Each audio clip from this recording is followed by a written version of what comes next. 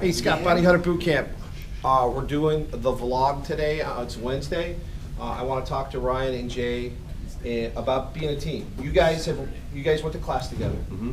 You chose each other as partners in class, and you're still together after 2 years. We made a solid commitment. What is the key to your guys' success to work as a team? I think that we both have similar styles, but they're different at the same time. So we both know how to, communicate with our defendants. We're not overly aggressive, but we're different. So it's kind of hard to explain. But like I said, we work similar. We know our styles, but we're different about how we go about it. We have different particular strengths when it comes to this too. So like I'm really good at the verbal commands. I have the really big blasting voice. I can give really assertive, clear directions in a high stress situation. So that's typically me. If we're going into a forced situation, I'm usually the one barking. I'm usually the one dealing directly with the defendant. I'm usually the one doing custody and putting handcuffs on. Jay's usually doing cover. Jay's great at mitigating any interference we get, anybody who comes up. He's really good at de-escalating and defusing. He's phenomenal at talking to a defendant on the way to jail. I don't care. Once we've got somebody in cuffs and they're in the car, as long as they don't do something stupid, I don't care. He'll ask them where were they when they grew up, how did they get into what they're doing, like anything that they do for work that's not specifically talking about their crime or their legal troubles. He does just a great job of customer service with the defendant. So that's a strength he has, whereas I'm really good at getting compliance. So we use our talking at different times in different ways. Jay's really great with the paperwork and having the whole file organized and on his person, where I usually have 1 or 2 necessary documents and everything else is on my phone. You do the driving. Mitigating liability while we're out and about. I mean, liability is astronomical in this job, and again, the communicating with your partner without having to actually, speak with him and being able to look and use nonverbal commands. That's huge, being able to have a partner that you can trust and be able to do those things with.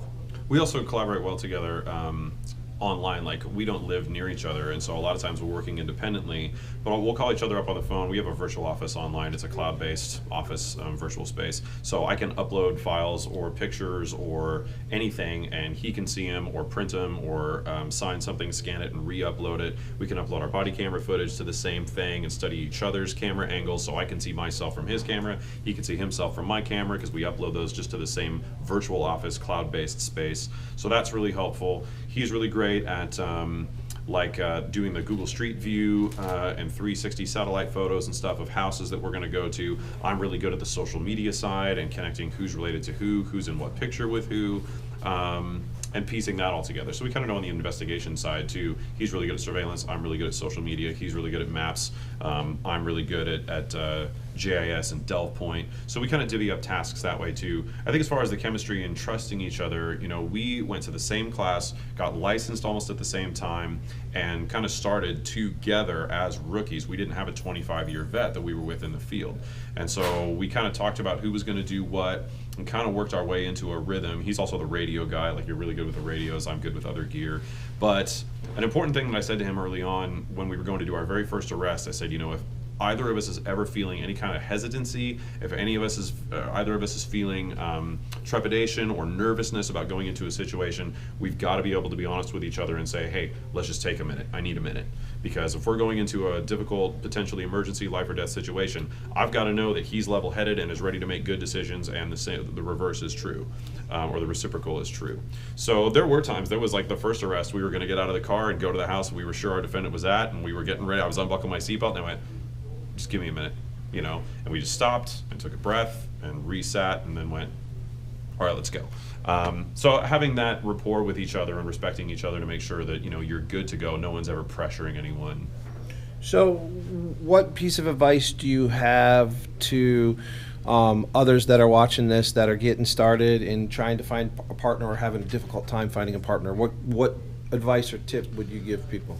when you're first trying to find a partner and you're not sure if they're a fit or not, you know, go to lunch, sit down, have a conversation. How do you feel about these kind of situations? How do you feel about those kind of situations? Do a case study. Watch anyone's video. Watch Scott's video or any other professional who's out there with experience, and then ask each other, how do you feel about how they handled that? What would you have done the same? What would you have done differently? See if your mentalities, your philosophies line up, I think.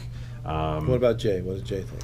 Yeah, and then it's always good to go after, you know, working a file or whatever to review what you guys went through, like we were saying, watching the video, going through and just kind of discussing what we did good, what we did bad, what we can do better. No, but what advice do you have Sure, for somebody about who's trying to find a partner? Sure, it's tough finding someone that you connect with, and as you had mentioned, you've gone through plenty of partners in your past, but fortunately Ryan and I have a good relationship. It's been working out really well.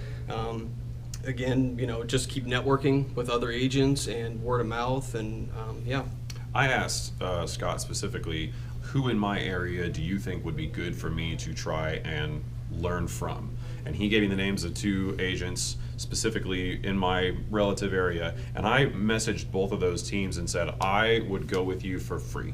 I will jump when you say jump, I will move where you point, I will do as much or as little as you are comfortable tasking me with, but I will go, and you don't have to give me a cut. You can still split, you know, amongst your regular team members, whatever payday you get.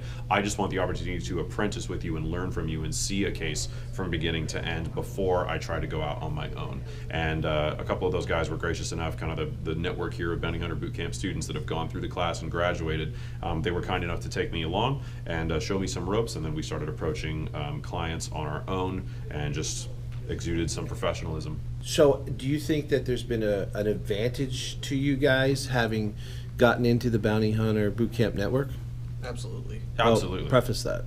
I think one of the biggest advantages of being in the Bounty Hunter Bootcamp network is that we have a philosophy, those of us who graduate this course, that we need to help each other and we need to elevate the profession and build each other up, not try to undercut each other and stab each other in the back. You're going to make a lot more money and have a lot more successful of a time building networked relationships where you can call on each other for help or for backup or for information. I've had agents in this group who were looking for the same guy as we were, but with a different bond company. And because we were both from this class, we pooled our resources together, and then we had 2 addresses of record and 2 co-signers and additional information that we wouldn't have had before. So working with people is a lot better than just trying to be the backstabber that everyone doesn't want to work with. Oh, that's so true. So true. Awesome. Special thanks to Jay and Ryan for sharing some valuable tips. Make sure you hit the subscribe button. Follow us on Instagram, Bounty Hunter Bootcamp 1. Hope to see you in a class real soon. Thank you.